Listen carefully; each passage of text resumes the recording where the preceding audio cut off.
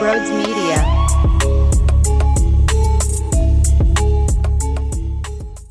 What is going on, everybody? Welcome on into Sports Talk with Broads. It's a football Friday heading into the NFC Championship game, and I'm not talking about the Birds. Well, I will be talking about the Birds, but not in reference to an actual football game and trying to get our spot into the damn Super Bowl, which was the goal when the season started in September. Instead, our owner, who, remember, was buying a yacht, right? And he was hanging out nowhere near Philadelphia. Why do you think that was? Because Jeffrey Lurie anticipated at 10-1 that he could have some vacation time because they would have a bye week, and instead they have to convince the entire city of Philadelphia why Nick Sirianni deserves to keep his job. Oh, my God. Think about the difference in mentality. It's unbelievable. And, you know, Jeff McLean is reporting that Howie Roseman really isn't as involved in regards to the relationship between Sirianni and the franchise. Sirianni will directly report to Jeffrey Lurie. So I didn't know if that was outside of the norm. I didn't know if that's what a lot of teams do. So I asked around, and what I was told was that it's always been this way with Lurie. Every single Eagles coach directly went to Lurie, and every franchise has their own style of doing it. And okay, look, is that right? Is that wrong? I don't know. It's probably not that big of a deal if I don't know. Maybe I'm not putting enough stock into it, and I'm looking for reasons why this thing is a big-time mess. But, you know, they manipulate so much that this is my thought process. Howie and Jeffrey Lurie are like this. And if you're listening to the audio version, I'm crossing my two fingers together. They are stuck like glue. By the way, you can check out Sports Talk with Broads on Apple Podcasts, Spotify, Google Podcast, and all your podcasting platforms. So leave a 5-star rating and a review. Will go a long way. Take me on the road with you. It seems like a blast of a road trip. But is it possible that Jeffrey Lurie and Howie Roseman communicate? Howie Roseman then waddles down the hallway. Here he is waddling. Hey, Nick, I got some insight for you. Listen to me. Look, I know Lurie. I know Jeffrey. We've been working together for a long-ass time. This is what I'm going to tell you. I'll give you a few pointers. This is how you should approach it. But in reality, Jeffrey's the one telling Howie what to tell Nick so that Nick could go into that little meeting and say exactly what Jeffrey Lurie wants to hear. And by the way, I'm starting to think it went a little something like this, right? Because we expected maybe a PowerPoint presentation where Sirianni would sell his greatness, but I'm starting to wonder, was it more along these lines? Hey, I'm going to just strip myself. Well, not like that, but strip my duties, okay? Whatever you want, I'm yours. Whatever you want to do moving forward at OC, whatever you want to do moving forward at DC, let's do it. And that was the selling point. All because Howie and Lurie spoke. Howie went to Nick and told him what to do. Now look at this conspiracy theory I'm coming up with. This is what happens when your team is a disaster. You know what I want to talk about? How we should be hosting the 49ers. How we should be hosting the Detroit Lions.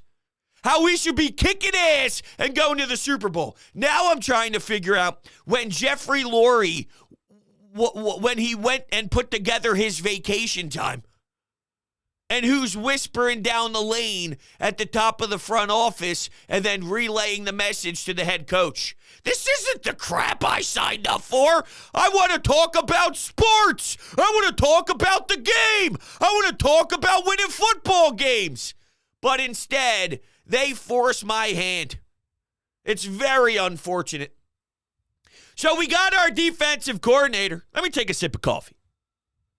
I'm not fired up enough this morning. Hold on a second. I need a cup of coffee. We'll talk about the DC. I've been asked this question a bunch. Broach, who do you want for offensive coordinator? And I didn't know for a little bit of time now. I've been trying to process what's the best way to do this when Nick Sirianni is essentially a nobody, because that's what he is. He's a nobody. And the fact that you stripped him down when you're trying to build him up because the locker room doesn't have respect for him anymore, it doesn't seem like it's the best way to approach this, right? Because think of it from this front.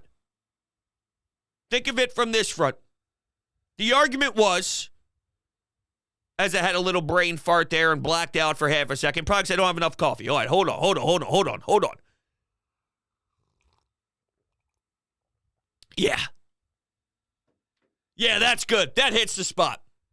Okay, the argument was that they did exactly what you wanted. They're making this a new offense. They're bringing in a mind that will control the show, and then Sirianni, all he has to do is manage on the sidelines. What do you mean, all he has to do? Because that was a horrendous display of coaching in game. That was brutal management all season long. Timeouts used when they shouldn't be used. Now you're blowing opportunities at the end of the first half or at the end of the game because you're not prepared. The game plans were whack. You were getting out coached before the game even started because during the week you were terrible. Stop it. What do you mean? Some fourth down decisions that I think made me sick. Punting on 4th and 2s, 4th and 3s that I would elect to go for it, but your offense stinks so bad that there's zero confidence in it. The list goes on and on and on. This is why I'm angry. Because nobody has respect for Nick Sirianni, the football coach, in that locker room. I don't care what's said publicly. I watched the team play. What the team does during those 4 quarters is way more important to me than what Fletcher Cox or Jason Kelsey says 3 days after the season's over when they're prepared for these questions and they're going to take a very high professional road. And the reason why it doesn't tickle my fancy that we're dealing with a good old overhaul and a big-time rebuild from an offensive standpoint is because the idea was Nick Sirianni was going to fix this. That's why you bring him back. If he's not part of the solution, then he has no reason to be here other than Jeffrey Lurie doesn't want to look like a knee-jerk reaction owner, and how bad would the public perception be if he's just running coaches out of town every 3 years? So the reason why you bring him back is because you feel he's part of the solution. But did that rise his stock? Did that press conference make Nick Sirianni look more like a man, look more like a football coach that has his grasp on this team, that's willing to go down and fight for him, to have that firepower to inspire, to get everybody to believe in a system that's not even his, and they don't trust him anymore to push the button, so they say, get lost. Hey, be more quiet. Hey, go walk around the defensive meetings. Oh, my God. What do you think Vic Fangio's thinking when he spews that out? Get the hell out of my room. Get the fuck out of this meeting, Nick. Now. Now! Don't make me get Big Dom. And then Big Dom and Nick are squaring up in the middle of the locker room. Don't know why that just happened. But my point is, the idea was to make Nick Sirianni look great and tell the fans why he's great. Instead,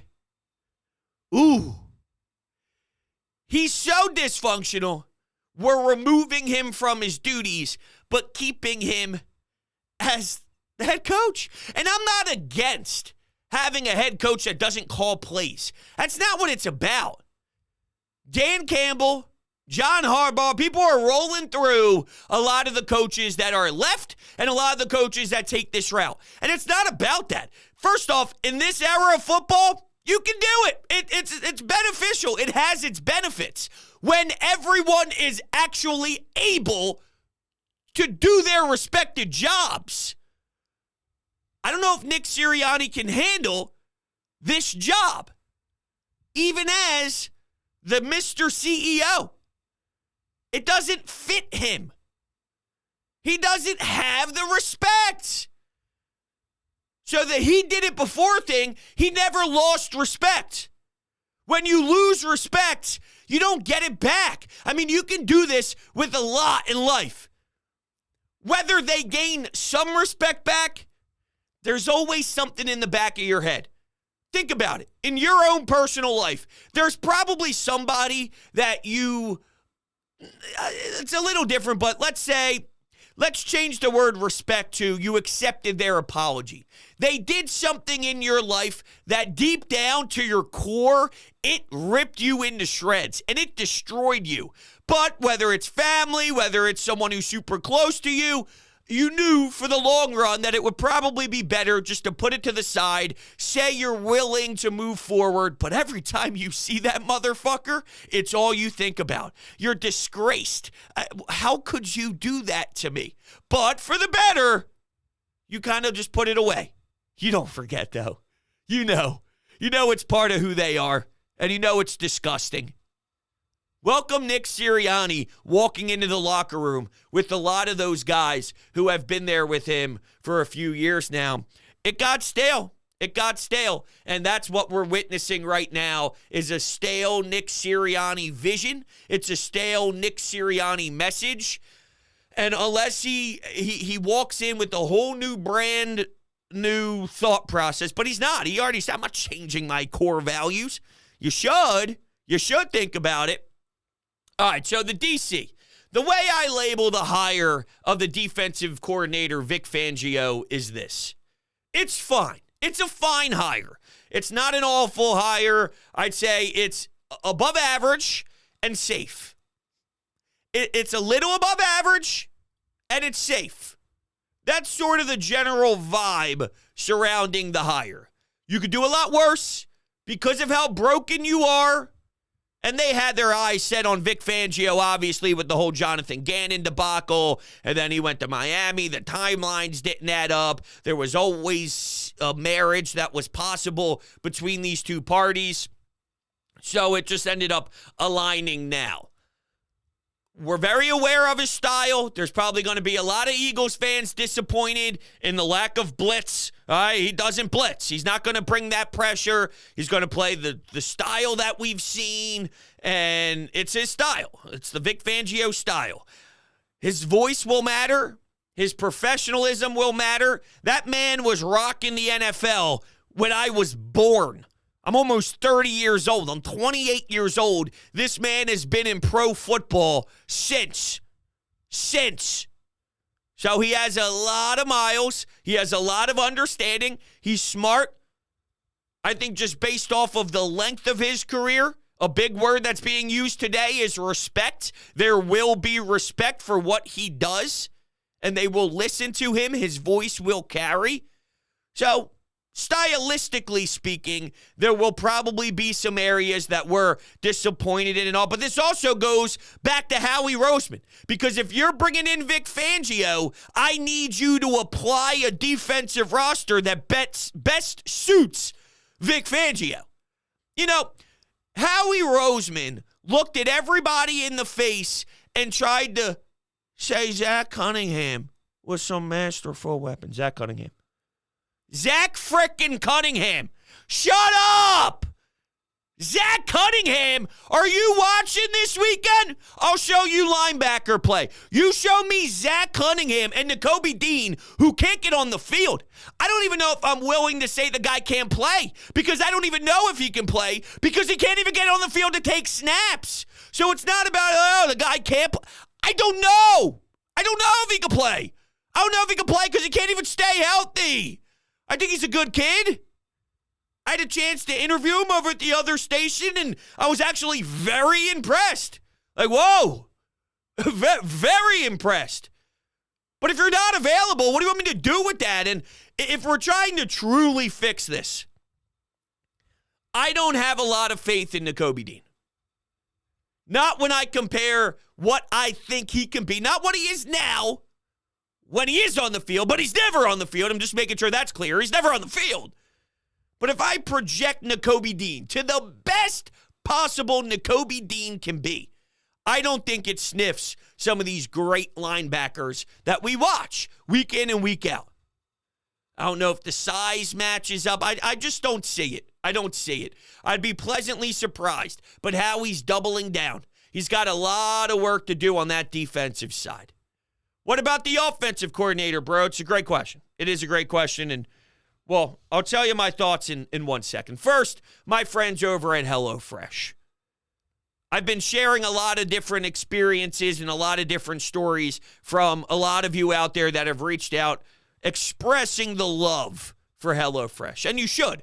So much so that people were discussing going down on their wife and it not tasting as good as HelloFresh. True story. I mean, I wouldn't make stuff up. This is a show for the people. I'm just trying to let you know how amazing HelloFresh is. Now, if you don't know what HelloFresh is, it is farm-fresh, pre-portioned ingredients and seasonal recipes that get delivered right to your doorstep. So you skip trips to the grocery store, and HelloFresh makes cooking easy, fun, and affordable. That's why HelloFresh is America's number one meal kit. So don't let recipe boredom strike, because HelloFresh has more options than ever before. Dig into their biggest menu yet with over 45 dinner options to choose from weekly and even more market add-on items that suit any lifestyle. They say breakfast is the most important meal of the day, and HelloFresh agrees. That's why they are giving all subscribers free breakfast for life. That means you'll enjoy a totally free breakfast item with every single HelloFresh delivery. Now that's worth waking up early for. So go to HelloFresh.com/BrodesFree and use code BrodesFree for breakfast for life. Free! One breakfast item per box while subscription is active. That's free breakfast for life at HelloFresh.com/BrodesFree with codes BrodesFree. Make sure you check the link out down below in the description, and you don't want to miss that. Oh, no. So join the HelloFresh family. Need more coffee? Need more coffee? I'm actually getting texts from the wife, too, about feeding the baby. Life comes at you fast, fellas. Life comes at you fast. I used to be able to walk down here and say, I'll see you in a little bit, hon. Now it's, hey, where are we? Okay, hold on a second. All right, do we have to, all right, the bottle, does she have to poop? All right, the diaper, burp rag. The list goes on and on and on. But listen, you prioritize. You do what you got to do, and then you go kick some ass. I don't know if the Eagles are prioritizing doing what they need to do and kick some ass, and that's what scares me as someone who lives and dies by their results. Unfortunately, it impacts my life that much. I got this comment. You're really going to let a press conference affect your life this much? Yes. Next question. You got any other questions for me? Yes. Does that bother you? Does it bother you that it bothers me? Maybe it does. What does that say about you? Maybe you should prioritize your life a little differently. Don't worry about me. I'll be all right, I promise you. Okay? I'll be okay. I got a beautiful baby upstairs I love to death and a fantastic wife. I got 2 dogs. I'm doing all right. I like where I'm at. So shut your mouth. Anyway, a little feisty this morning.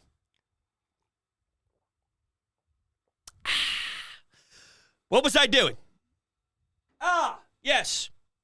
We were going to talk about the offensive coordinator. Okay, so who would I want for the offensive coordinator? Been thinking about this for the last few days, and none of the names that really popped up hit me. I don't really like the idea of Cliff. I don't really like the idea of Kellen Moore, although there were a few things I liked in Dallas. There were a few things I didn't like in Dallas with Kellen Moore, and then obviously what's happening with the Chargers now and Jim Harbaugh getting the nod and things getting all switched around and whatnot. That doesn't really do it for me. Eric Bieniemy would. I don't know what's happening down in Washington right now. Obviously, a fresh new overhaul and trying to do something completely different. And Ron Rivera out, and he potentially could have been a DC here and all. But Eric Bieniemy would be something that I would absolutely enjoy. And the way I'm looking at this is essentially a head coach hire.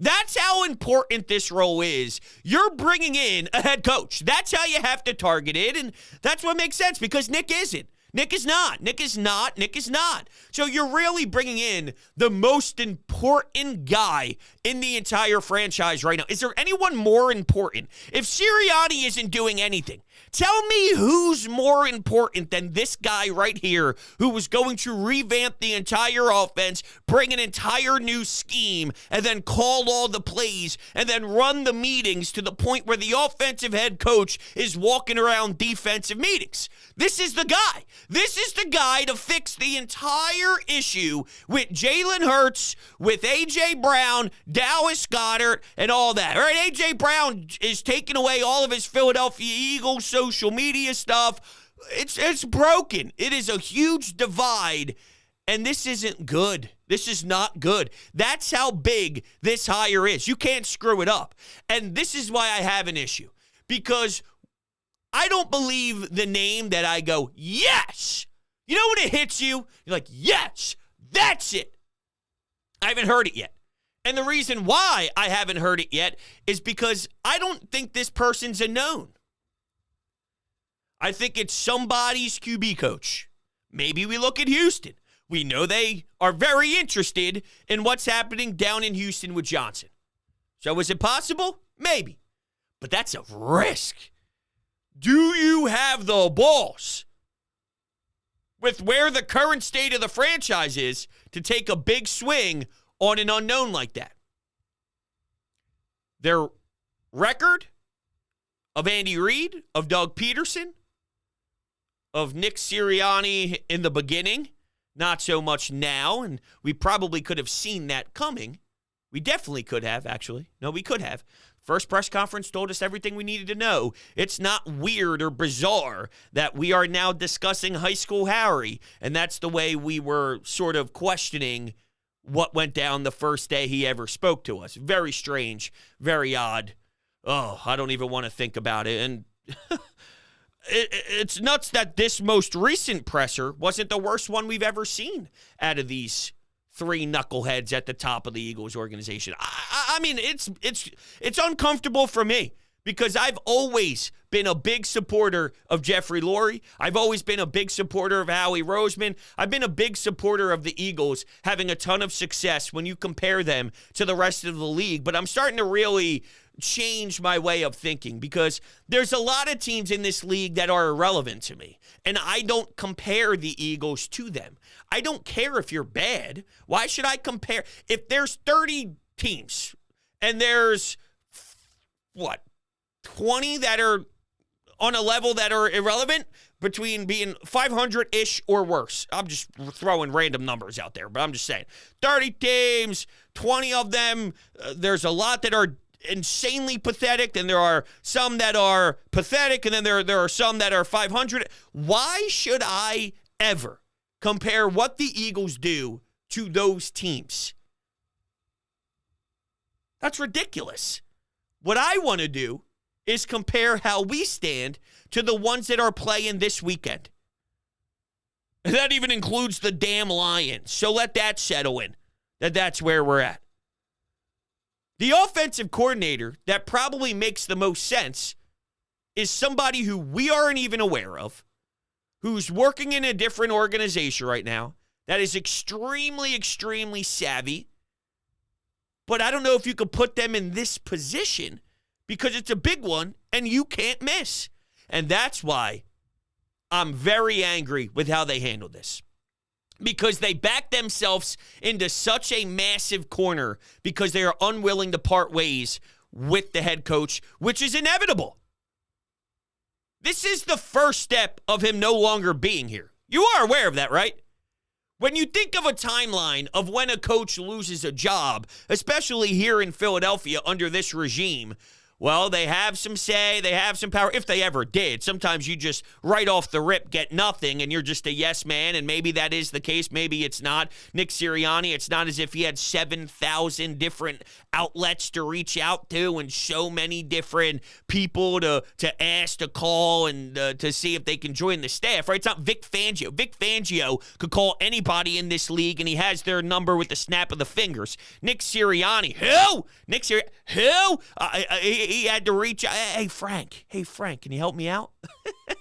Frank Reich's not getting calls. I spoke with Rob Motti on WIP a couple of days ago, and he was saying, yeah, no, Frank Reich, nope, they did not call him. Well, I'm going to cry because the Indianapolis Colts disrespected my guy Frank Reich. He doesn't even get a phone call from you. It shows you who's pushing all the buttons, or it shows you that Nick Sirianni doesn't really have that type of praise for Frank Reich as much as he said he did publicly. One or the other. But see, Frank Reich is that, okay, he's experienced, but I don't know if he's savvy and creative enough to take this range. Why? Let me explain to you. Frank Reich lost respect because after the last couple of head coach stints, his ass is gone. Now he's viewed differently, right or wrong.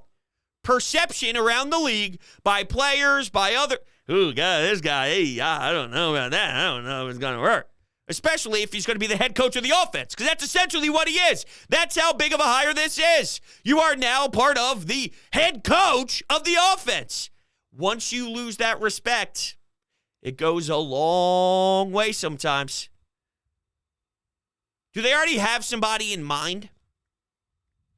Do they have a vision, and when they say that vision, a name matches exactly what they're looking for from the OC? And that wouldn't be a good thing, by the way. The reason why is you limit yourself to who you interview. This needs to be a wide cast, not a couple. You got to go deep, get into the thick of it. You got to interview guys that are no names. I'm willing to hear that out because none of the retreads are really doing it for me. Cliff, no. Kellen, no. Bieniemy, yes. Bieniemy, yes. I don't really care what the results were in Washington because that's not this offense. That's not this roster, offensively speaking. And Bieniemy was behind Andy Reid for a long-ass time, and unfortunately he had to leave being under Andy Reid to a different spot to call plays. What bigger spot for Eric Bieniemy than this OC job?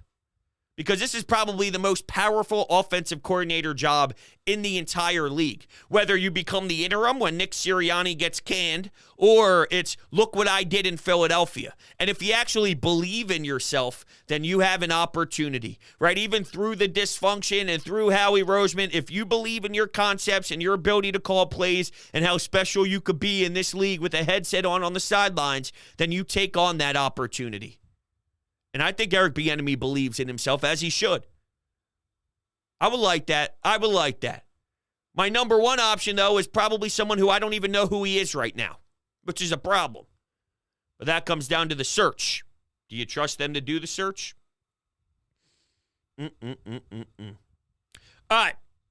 I'm looking down at the clock here and seeing how much time we have. We'll run through some anytime hotline calls. All right. Let's do it. Rhodes, I'm going to say something, and I can imagine that you're not going to be very happy, and the audience is not going to be very happy with what I'm about to say. Uh-oh. But I think Eagles fans need to calm down. The press conferences every year after they have some turmoil in the season, they always suck. Like, what were you guys expecting from this? But, like, every year, the Eagles do a good job winning games despite all of this. Look at 2021. I know it's bad taste in our mouths after this season. It was a collapse. One of the worst I've ever seen. Reminds me a lot of Gates. But at the end of the day, we just got to wait and see actually what happens, because I know you're very passionate about this, but I just think it's way too early to judge stuff like, Nick Sirianni's future role with the team. If they actually go through this the right way, then who cares? They're not, though. Who cares what they say in the press conferences? They're not. I know this is going to make a lot of people upset. One thing, though, that in that press conference that did make me upset with Howie is, get a linebacker, Steve Rhodes. All right, I appreciate your opinion. I do, and thank you very much for taking the time to call in. If you disagree, that's great. That's great. It actually creates good conversation. So you say if they go about it the right way. They're not. They're not. What did I want to hear from them after such a disappointing loss? There was nothing that was going to really hit home. Yeah, there was. Build up Sirianni. You tore him down. You're just absolutely annihilating. And the word that I hear a lot is you're neutering him. You're taking away his genitals. That's what you're doing. How can you lead this group of men if you are getting snipped in the range, okay, in the portion down there? It's just non-existent. You're ripping the manhood off the man, and then you're asking that guy to lead a bunch of very hostile men out on a football field. I just don't think it's a recipe for success. And the obvious counter argument to we have to wait and see is I do a daily sports talk radio show, right? So, I do a daily sports talk radio show. I don't have time to wait, right? I have to talk about this team as much as humanly possible. And right now, the story is their press conference sucked. Their press conference sucked. So I have to project. And this press conference does tell us about what this means for Nick Sirianni. He's a nobody. He's useless. But he has one of the most important positions in the game outside of quarterback. He's got the second biggest position in the game. And he has no say on anything. I feel that's how you have to interpret it. Now, I respect your opinion. I do. I don't feel that way, though. I'm starting to get over just the 1,000-foot view. They do win a lot of games. They do. They do have a lot of success. Generally speaking, they do. How they get that success, though, I used to throw it away. It's a different time now. The throwing away of the coaches and the every 3-year debacle, turmoil, fire burning to the ground. Well, this is new. We didn't experience that with Andy Reid. Okay, the Chip Kelly thing was a mess. But this Sirianni thing, there's starting to be a trend that while the winning is there and there was some win, what is this trend? It's fascinating me in a disgusting way, but I'm trying to get to the bottom of it because if it continues, I think it could be a disaster. So while you're right to say that they've won games, I don't think that they will continue to if they go down this messy path and the next 5-10 hires are every 3 or 4 years. Like I just don't think that that's right. And it stems from the two guys that are never going to go anywhere until Jeffrey Lurie passes his entire franchise and his baby to his son.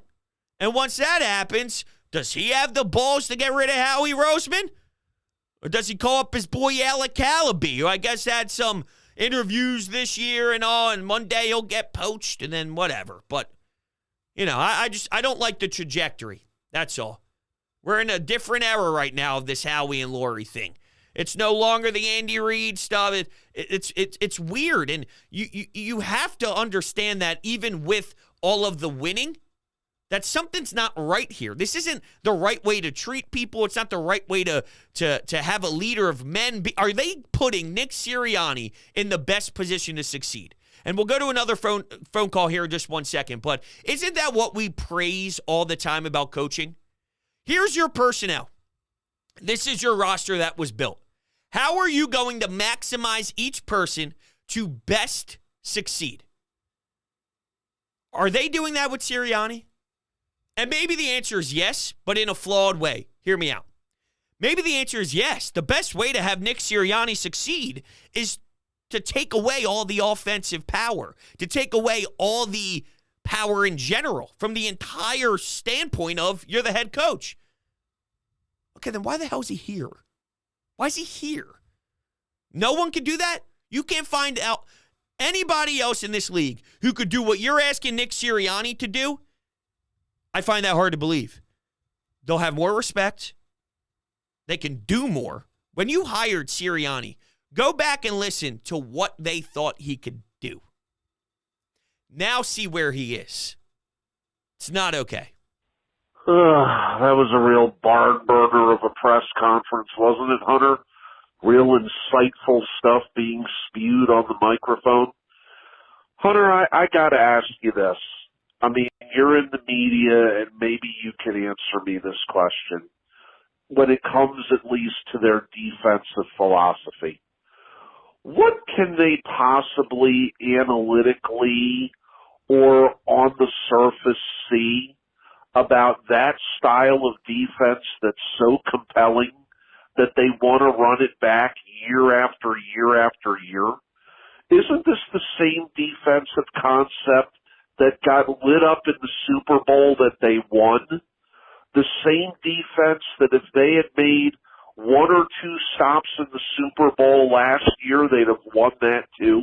With Jonathan Gannon, yes. Well, you have the too high safety look. With Jim Schwartz, it was let's get to the quarterback, wide 9, let's use that front 4. Oh, there were definitely some third downs where you played the sticks. And I do have all those plays run through my head of whether it's Sidney Jones. Remember that, Sidney Jones? Jalen Mills, Ronald Darby. The list goes on with some Jim Schwartz play in the sticks. But you got the wide 9. Now you got this whole let's play with 2 safeties high stuff. Remember, Jim Schwartz always had Jalen Mills get toasted by a double move. We asked for some help. He asked Jalen Mills to do a lot. And this dude's a 7th-round draft pick. Still kicking it, man. I saw his name a little bit before the season ended. I'm like, damn, Jalen Mills still going at it. Unbelievable. The amount of disrespect Jalen Mills got in this town.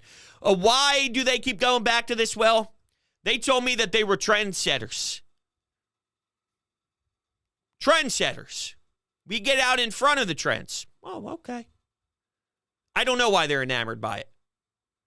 If you're going to get anybody to do it, you might as well get the guy that the name is labeled. It's the Vic Fangio scheme. You get Vic Fangio.